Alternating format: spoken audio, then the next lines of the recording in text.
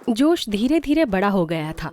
उसके पिता एक जुआरी थे जो अपना ज्यादातर धन दौलत जुए में हार चुके थे। एक दिन जोश अपने पिता से बोलता है, पिताजी, आप सारी दौलत जुए में हार चुके हो। ऐसे तो हमारा जीवन यापन भी नहीं हो पाएगा और लगभग हम सड़क पर ही आ चुके हैं। तू मेरे सामने बातें मत बना। तू मेरा बेटा है तो बेटा बनकर रह, बाप बनने की कोशिश मत कर। जोश अपने पिता की ऐसी बातें सुनकर निराश होकर चला जाता है और वो निराश होकर बैठ जाता है। तो उसकी मम्मी वहाँ पर आती है और बोलती है, अरे बेटा, क्या हुआ? तुम उदास क्यों बैठे हो? कुछ नहीं माँ, बस ऐसे ही। अरे बेटा, बताओ तो क्या बात है? तुम परेशान क्यों हो? माँ, वो मैंने आज पिताजी को समझाया तो वो उल्टा मुझे ही डांटने लगे। वो मेरी बात भी सुनने को तैयार नहीं है। माँ, अगर ऐसा ही चलता रहा तो हमारे पास खाने के लिए भी पैसे नहीं बचेंगे। बेटा, तू सही बोल रहा है, पर तुझे कुछ ऐसा करना होगा जिससे तेरे पापा पैसे भी खर्च करें तो वो अपने घर में ही आए। पर माँ, पिताजी को तो जुआ खेलने की गंदी लत है, तो मुझे कुछ ऐसा करना होगा जिससे हम पैसे भी कमा पाएं और पिताजी की लत का असर भी हमारे घर पर ना पड़े। फिर जोश को अपनी माँ की बात समझ आ जाती है। जोश शहर के सेठ से पैसे लेकर एक कसीनो खोल लेता है, जिसके बाद उसके पिता उसके कसीनो में ही खेलते थे और वो पैसे घर में ही रहते थे। जब जोश की कमाई भी अच्छी खासी होने लगी थी तो उसकी माँ उससे कहती है, बेटा जोश, अब तुम्हारा काम तो अच्छा खासा हो गया है, तो अब तुम्हें अपने बारे में भी सोचना चाहिए। मुझे लगता है कि तुम्हें अब शादी कर लेनी चाहिए। ठीक है माँ, आप जो भी लड़की मेरे लिए पसंद करोगी मैं उससे शादी कर लूंगा। फिर जोश कुछ समय के बाद शादी कर लेता है और दिन पर दिन जोश के पास बहुत सारा पैसा हो जाता है, जिस कारण उसके काफी दुश्मन भी हो जाते हैं।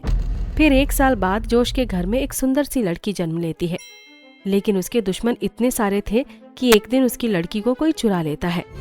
कुछ दिनों तक तो जोश बहुत परेशान होता है, पुलिस में FIR भी करवाता है, लेकिन उसकी लड़की का कोई पता नहीं चलता। उसका पूरा परिवार इस बात को लेकर चिंतित रहता था कि उनकी लड़की अचानक कहाँ गुम हो गई है। धीरे धीरे समय बीतता गया और जोश इस बात को भूलकर अपने काम पर पूरा ध्यान देने लगता है।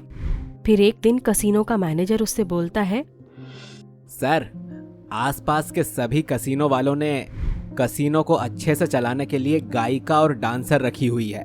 मैं चाहता हूं कि हम भी अगर अपने कसीनो में ऐसा बंदोबस्त कर लें तो हमारे कसीनो की इनकम और दुगनी हो जाएगी।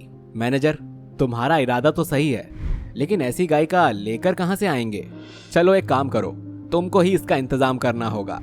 सर, आप चिंता मत करिए, हम कहीं ना कहीं से एक अच्छी सी गायिका ढूंढ लेंगे और फिर आप देखना, हमारा कसीनो लोगों को और पसंद आएगा।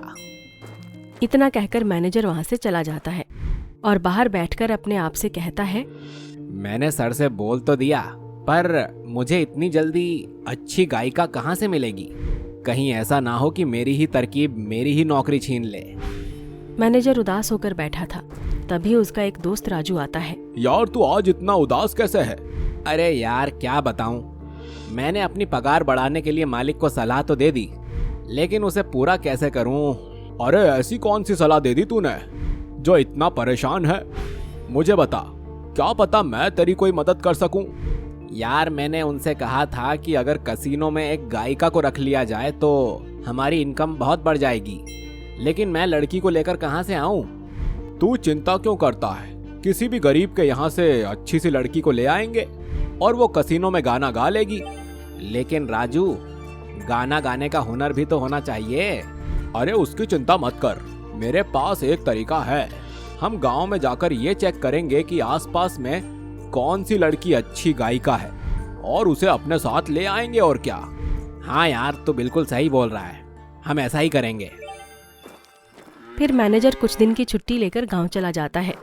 वो गांव में जाकर ऐलान करते हैं, भाइयों और बहनों, मैं एक बहुत बड़ी कंपनी में काम करता हूँ और साथ ही फिल्में भी बनाता हूँ, तो मैं चाहता हूँ कि गांव की गरीब घर की लड़कियां भी बढ़ चढ़कर आगे आएं और हमारे देश का नाम रोशन करें।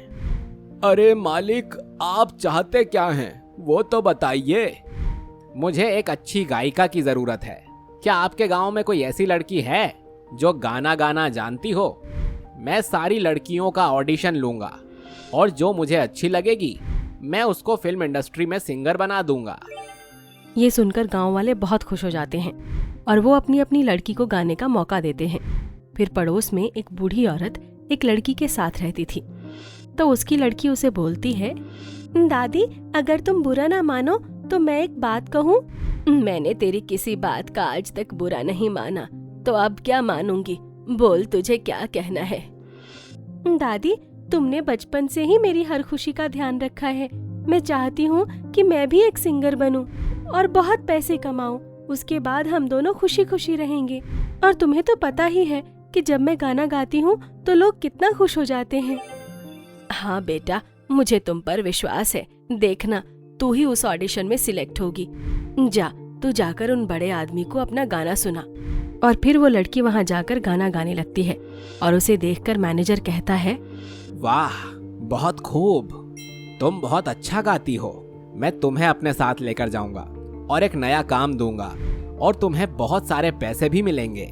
लड़की ये बात सुनकर खुश हो जाती है और फिर वो मैनेजर से बोलती है, साहब जी क्या मैं अपनी दादी को भी अपने साथ लेकर चल सकती हूँ? इनका मेरे अलावा कोई नहीं है, तो मेरे बिना ये कैसे रहेंगी? नहीं, अभी पहले तुम वहाँ जाकर काम करो, अच्छे से सेटल हो जाओ, तब अपनी दादी को भी लेकर जाना। फिर लड़की की दादी उसे उन लोगों के साथ भेज देती है और मैनेजर उसे कसीनो लेकर आ जाता है। पर लड़की कसीनो को देखकर बहुत दुखी होती है और मैनेजर से कहती है, साहब जी आपने बोला था कि आप मुझे फिल्मों में गाना गवाएंगे, पर ये तो कसीनो है।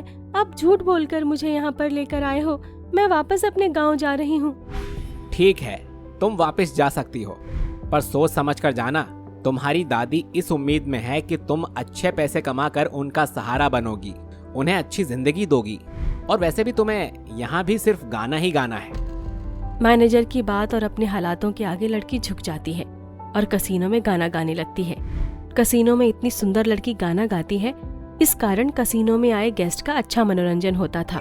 फिर एक दिन उसका मैनेजर अपने मालिक से बोलता है, साहब इस लड़की की वजह से हमारा कसीनो बहुत अच्छा चलने लगा है। हाँ, तुमने वाकई में बहुत अच्छा काम किया है, मुझे तुमसे यही उम्मीद थी।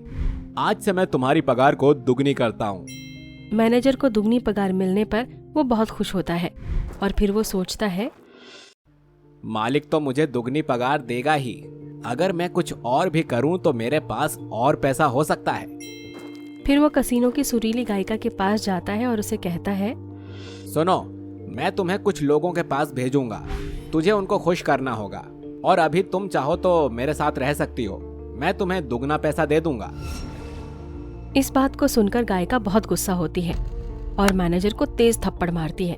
फिर अगले दिन सुरीली गायिका जोश के पास जाकर कहती है, सर मैं आपके यहाँ अब से गाना नहीं गाऊंगी, क्योंकि मुझे आपका मैनेजर पसंद नहीं है। मैं ये काम छोड़ रही हूँ। तुम ऐसे क्यों बोल रही हो? तुम्हें क्या हुआ है? और मैनेजर ने तुम्हारे साथ क्या किया? वो बहुत बदतमीज है और उसने कल रात मेरे साथ बदतमीजी भी की। जोश का मैनेजर इतना ही सुनता है और वो लड़की को चांटा मार देता है, जिससे लड़की दूर जाकर गिरती है। लड़की के गिरने से उसका सैंडल नीचे उतरकर गिर जाता है, जिसके कारण जोश हक्का बक्का रह जाता है।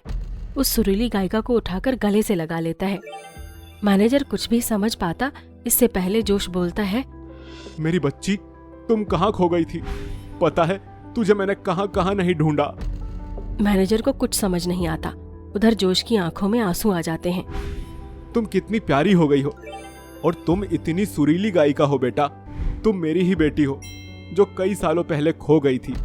लड़की ये बात सुनकर अपने पिता के गले से लिपटकर खूब रोती है और अपनी सारी आप बीती घटना अपने पिता को बताती है कि कैसे उसको चुराकर चोरों ने एक जगह फेंक दिया था और एक बूढ़ी माँ ने उसका पालन पोषण किया।